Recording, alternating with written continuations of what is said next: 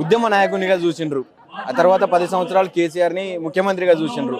ఇప్పుడు ప్రతిపక్ష హోదాలో ఉన్నాడు, ప్రతిపక్ష నాయకునిగా చూస్తూ ఉన్నాడు. ఏమనిపిస్తూ ఉన్నది? ఆయన బర్త్డే సందర్భంగా ఈరోజు ఒక అధికారంలో ఉన్న ముఖ్యమంత్రి బర్త్డే ఏ విధంగా చేస్తారో అంతకంటే గ్రాండ్గా కనిపిస్తూ ఉన్నాయి వేడుకలని. ఏం చెప్తారు? మా కేసీఆర్ గారు ఎక్కడున్నా కూడా వారికి ఉన్న చరిష్మా, వారికి ఉన్న పేరుని, వారికి ఉన్న మర్యాదని ఎవరు కూడా కాలదొక్కలేరు. ఖచ్చితంగా వారు చాలా ఉన్నత స్థాయిలో ఉన్నారు. తెలంగాణ రాష్ట్రాన్ని తీసుకురావడానికి ఎంత కృషి చేసిండ్రో, తెలంగాణ రాష్ట్రాన్ని తీసుకొచ్చిన తర్వాత 10 ఏళ్ల పాటు తెలంగాణ రాష్ట్రాన్ని అభివృద్ధి చేశారు.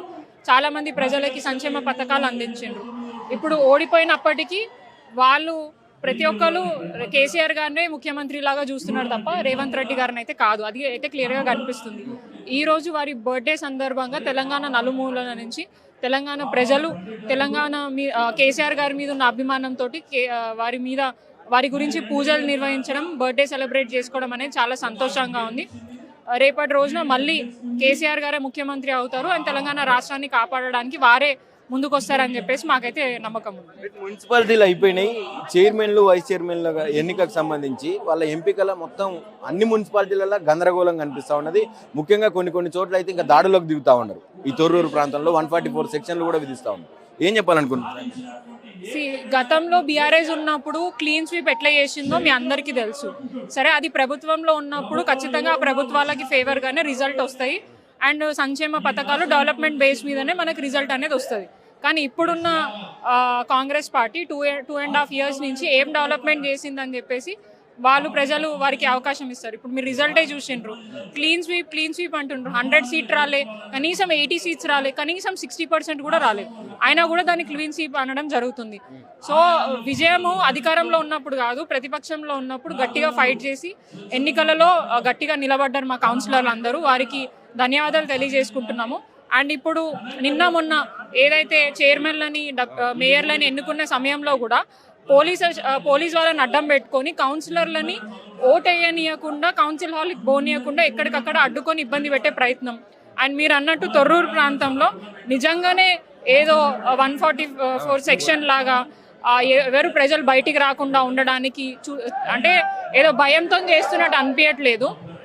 ఏదో భయంతో చేస్తున్నట్టు అనిపిస్తుంది. ఎందుకంటే ఎక్కడ వాళ్ళ చైర్మన్లు పోతారు ఏంటి అని చెప్పేసి ఈ భయం అంతా కూడా ప్రజలకు ఇచ్చిన హామీల మీద దృష్టి పెడితే కనీసం కొన్నో గొప్ప నెరవేర్చడానికి అవకాశం ఉంటుంది. కానీ అవన్నీ చేయకుండా అధికారులని ప్లస్ డబ్బులని అడ్డం పెట్టుకొని ప్రజల మీద జులుం చెలాయించి ఓట్లు తీసుకునే ప్రయత్నం చేస్తున్నాయి. ఇవన్నీ కూడా ప్రజలు గమనించారు కాబట్టి ఈ మున్సిపల్ ఎలక్షన్లో రిజల్ట్ అట్లా వచ్చింది.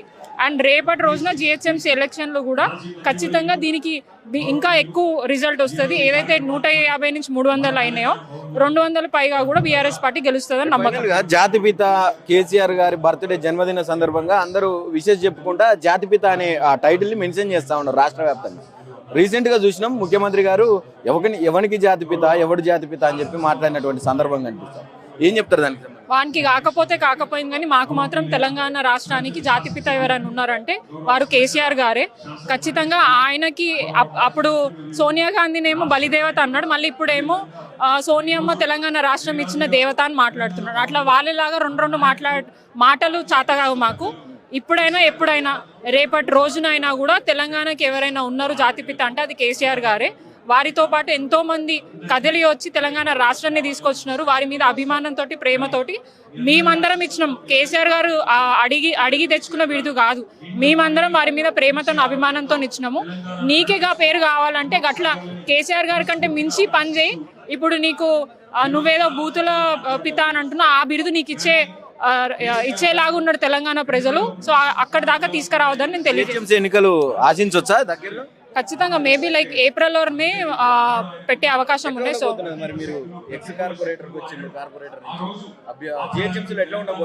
అంటే ఇప్పుడు స్పెషల్ ఆఫీసర్స్ వచ్చారు కదా, చూద్దాం వాళ్ళ పరిపాలన ఎట్లా ఉందో ప్రజలకు అర్థమవుతుంది. గతంలో ఉన్నప్పుడు కౌన్సిలర్లు ఉన్నప్పుడు బీఆర్ఎస్ పార్టీ ఉన్నప్పుడు ఎట్లా పనిచేసిండ్రో, ఇప్పుడు స్పెషల్ ఆఫీసర్లో రేవంత్ రెడ్డి గారి నాయకత్వంలో ఎట్లా పనిచేస్తున్నారు ఏంటిది అనేది ప్రజలందరూ కూడా గమనిస్తున్నారు.